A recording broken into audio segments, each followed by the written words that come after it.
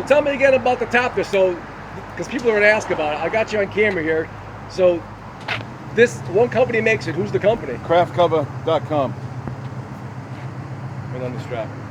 They're not cheap, but you got to have it. It just fits. Yeah. Finishes the car off. Go ahead. Let's see it. Wow.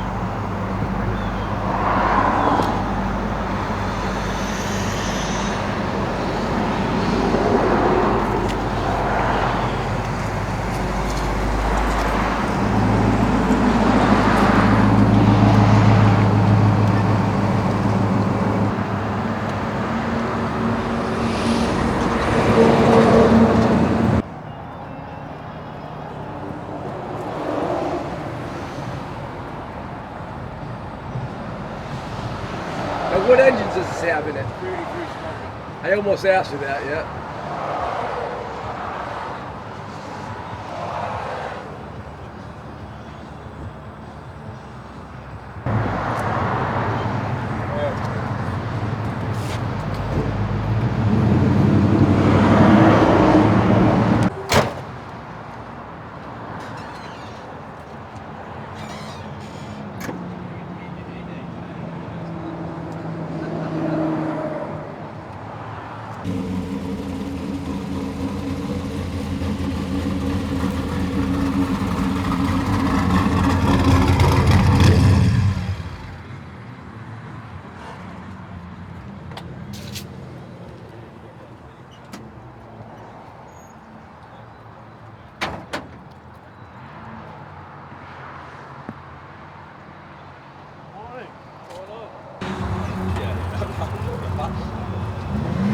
Number 396, huh? Yeah. Blueprint motor. Like a little blind, this car got a green metallic. It does. It is green. I just saw it in the sun. And Yeah, I'm you looking at it can't. You really can't tell. yeah. You know. But when I did get it, it wasn't. Jimmy, we saw you rolling in today. Well, not told now. Beautiful car. Give me the year on this and what we're looking at. It's a '79 Malibu. It's been restored. The car was found in Syracuse, New York, 3.5 years ago.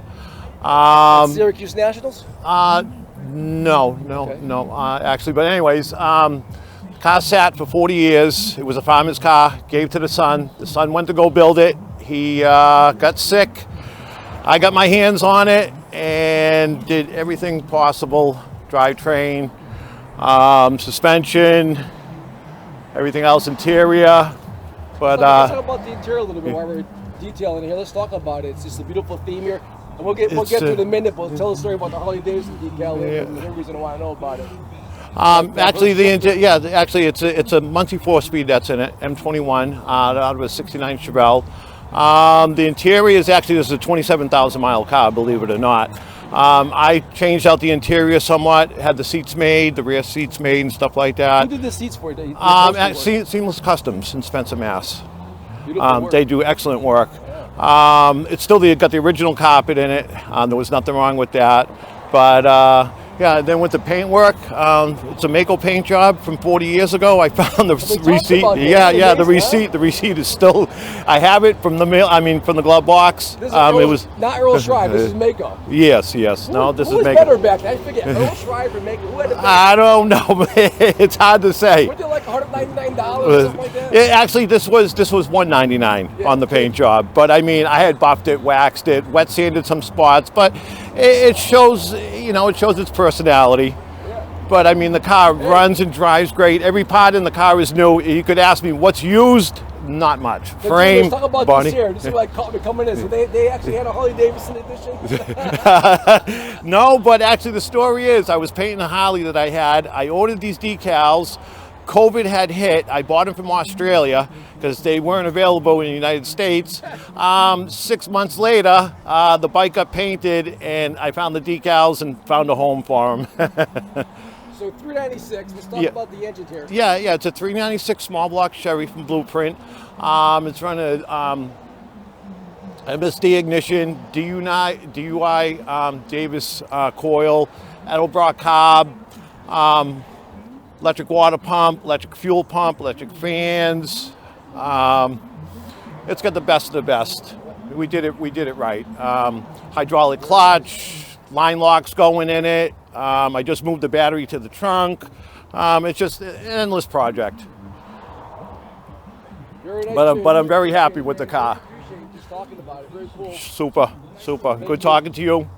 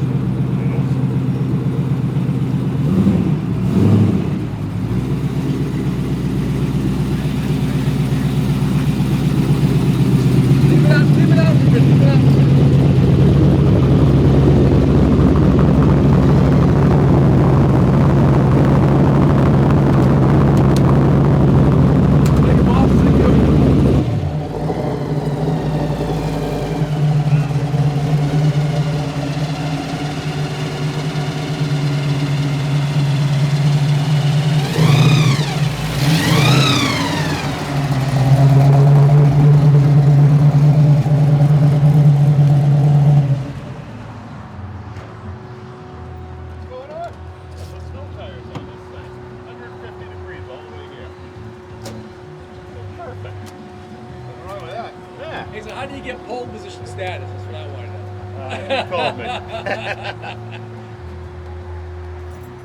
What is it?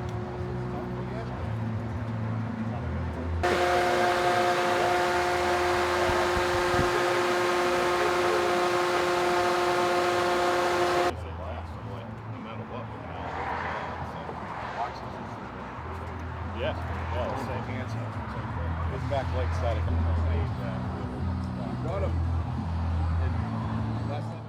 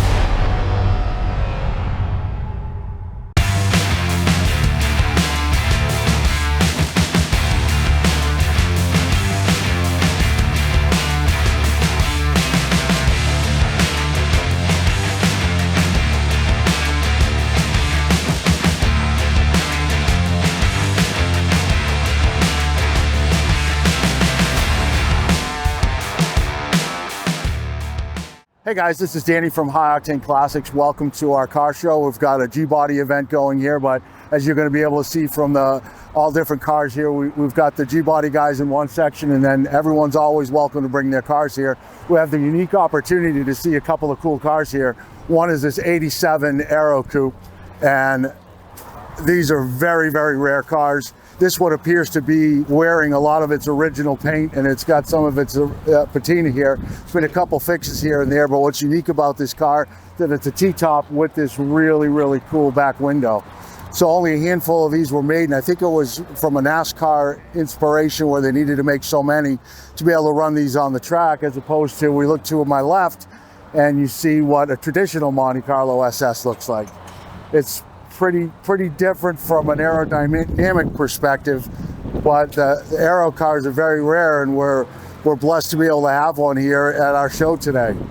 And they also made them with the Grand Prix. There were, I think, 1,100 Grand Prix made as AERO coupes as well, so pretty cool to have it turn up here at our car show. Thank you very much, Dan. Really appreciate it. You got it.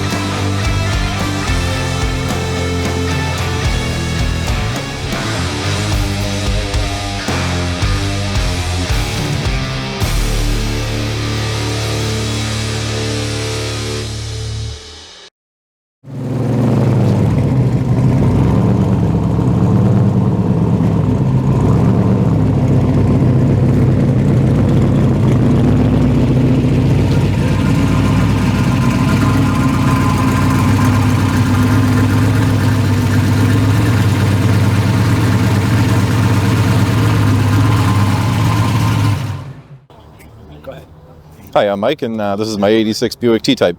Come on back here, Mike. Let's talk about it. Well, basically the T-Type was basically a Grand National that you could get in any color with any options on it. So like Grand Nationals all came in black. You could get a T-Type in white. You could get a vinyl top. You could get all kinds of crazy colors. They all came with the same turbo Buick, the turbo Buick V6 in it, Okay. intercooled. Stock, I think they made like 245 horsepower. This makes significantly more than that. Well, I raced it for years with the V6, and I blew up the V6, and to go really fast with the V6 cost a lot of money, so I ended up doing an LS swap. I ran it for a couple years with a stock 6-liter LQ4, and at about 1,100 horsepower, I started lifting heads on that, so I went with a full, it's a full billet Dart 383. Everything on it's all homemade by me. I built the headers, the intercooler, core support, the exhaust. You're a machinist? I'm a machinist. I'm a metal fabricator. I do this on the side. Basically, this is a ROLLIN business card, but it's actually a pretty unique setup. It's running on pump gas 93, and it's got 2 pumps worth of methanol injection on it. It makes 1,400 horsepower to the tires on 93 and methanol, and it runs. It'll run a 7.9 in the quarter. It's got Which a. race have you been at? Where do you have you raced? Oh, I've raced everywhere. Doing the New England Dragway. I went down to Bowling Green for the Buick event down there. Raced at Oxford, Maine, Winterport, Maine. I used to do a lot of no-time Winterport's shootouts. cool. I've been up there. Winterport, they have a great show up there. I go to the Winterport- Pine Tree Jamboree, but I know that. Yeah, Winterport's my favorite track. It's too bad that it's so far away. It's like a 6-hour hike, but all the people up there are great. And Let's talk about the, I guess, the turbos here. that's a Garrett GTR 5594 from Forced Inductions. That makes enough air. That's got a billet 94 wheel on it, and it flows enough air to make 1,800 horsepower. So theoretically, I could turn it up. Everything in the car is good to 1,800. The rear end, the transmission, motor, fuel system. I built. Front piece is now what? No, this is the intercooler right here. And then Intercooler. So these these are kind of intercoolers, right? yeah, air to air and air to water. This is an air to air. I wanted to try and keep it Buick. So I mean, if you look at I'm sure there's plenty of Grand Nationals at the show. If you look at a couple of Grand Nationals, you'll see that Buick put the intercooler right behind the radiator like that, and the turbo was over there. So I tried to keep it as Buick as possible. I didn't want to go with a big front mount, and that's all. I built all that stuff, the intercooler. I built all the piping for the headers. But yeah, it's a pretty sweet setup. Initially I built the car to do drag and drive events, like drag week and stuff like that. Right, like you have down in Florida. Right. So I mean, this thing is. You drive to each track, right? Yeah. Yep. This car is 100% streetable. It's got a full exhaust muffler. Turbo. That's just coming off the wastegate. So once it hits the desired boost pressure, the wastegate opens and it dumps any excess out of that. But the rest of it all goes out the back. It's got a 5-inch downpipe, and it's a 4-inch single all the way back, and it's all aluminum. Actually, I was trying to shave weight off of it, so I went with an aluminum exhaust. And a lot of people said it couldn't be done, but I got about 5,000 miles on it, and it hasn't cracked yet. And it sounds cool. That's 4-inch. It comes off the turbo at 5-inch, and at the transmission it tapers down to 4-inch. And then if you want to look under the trunk, the fuel system's kind of cool. Let's talk about this here. Well, in order to feed that much power, you need a real fuel pump. So I had to go with a fuel cell. And then this tank over here, that's a methanol tank, and then it's got 2 pumps that run the methanol system. So the methanol is for. So when it's under boost, it's basically octane on demand. So when the thing's under boost, it hits like 6 or 7 psi, and the methanol starts spraying. And I'm running 34 pounds of boost, so I brought the second pump in with 2 more nozzles. So I'd say about a lot of guys have the nitrous cells. I don't know you want to call them the cylinders. Is this kind of similar to that? No, not really. That's strictly for cooling and for extra octane. Okay. I mean, let's see. So what this will do is what now? It basically turns it into race fuel. Basically, when the thing's under boost, it starts spraying methanol. Methanol is 117 octane or something crazy like that. So it allows you to run a ton more boost. And so basically, when you're sitting in traffic, I mean, I could convert this car over and run it on race fuel, but when you're sitting in traffic idling, you're burning $8 a gallon race fuel. So it runs on 93 primarily, and then when it's under boost, it's spraying methanol on top of that. So about 40% of the fueling up top when it's under full boost is methanol. So it's pretty wild. The interior, it's full stock right out of 1986. I tried to keep all that stuff that makes it a T-type in it. And it's got a 10-point roll cage. I did myself. It's 850 cert, swing out door bars. I don't know, harnesses and all that stuff. It's got a parachute. I built the gauge cluster and all that stuff in there. But so you're selling the car. I am selling the car. Your next project. Yeah, I have a 4-year-old little girl, and it's getting a little bit dangerous to race. 'Cause I'm the only source of income, so I don't know. I got a little carried away with the thing, racing against cars that were lighter and faster than mine. It is an addiction. It absolutely is. It's money. tell me, so if somebody's interested in buying the car, how do they contact you? You can find me on Instagram at MikeHUGH978, or you can text me at 978-580-4596. Love to talk about the car, or I mean, I'd consider parting it out and maybe selling the roller and keep the motor, or I don't know. If somebody You want to sell the car? I'd like to sell the whole thing and build something a little bit lesser with my daughter. I got a 4-year-old little girl, and she wants to learn how to weld. So, It is, man. Thank you very much. cool, my pleasure.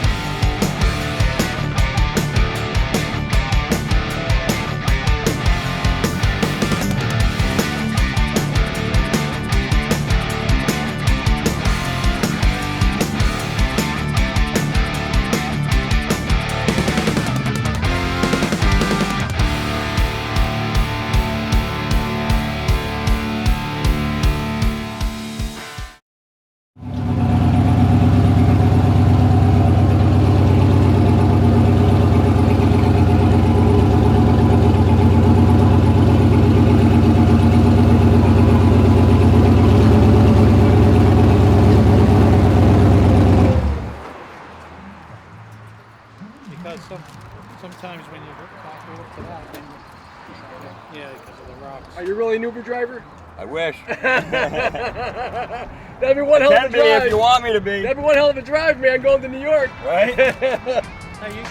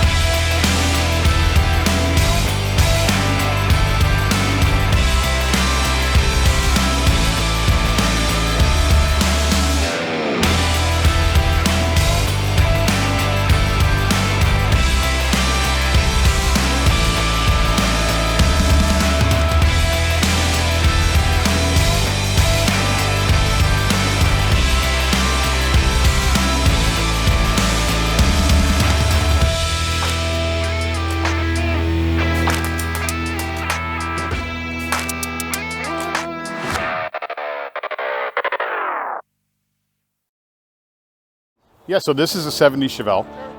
Chevelles, which were 64 to 72 was this basic body style.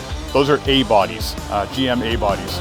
Monte Carlos were also A bodies in that time frame as well. A bodies stayed around until I think 77. Now Chevelles changed their body style significantly in 73. They went to the much bigger body style at that time frame. And I think until 77 or so, maybe 78, they were still A bodies. But at some point they changed from being A bodies to being G bodies. And so at this show today, you've seen all the G bodies that have the more square profile. Those are Monte Carlos in the Chevy flavor, and the Buick Grand Nationals and the Buick flavor. So those are G body cars. So they're really sort of the children of the A bodies. The A body went away and it transitioned into the G bodies. Yeah, this is a small block 350. Not the original one to the car, but this is a rebuilt 350 that went into it. Nothing terribly special, but I've spent some time just kind of cleaning it up and making it look better than it actually performs. Nope, this is just a little carbureted 350, naturally aspirated.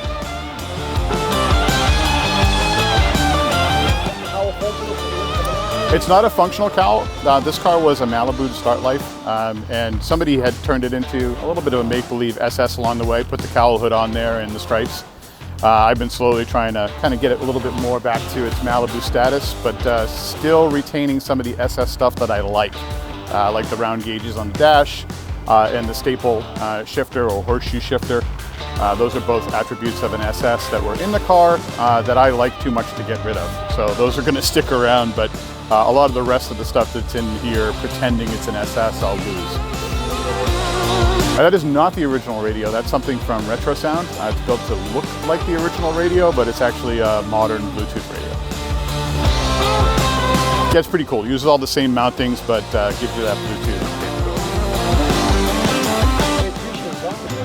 Yeah, thanks. Appreciate the interest.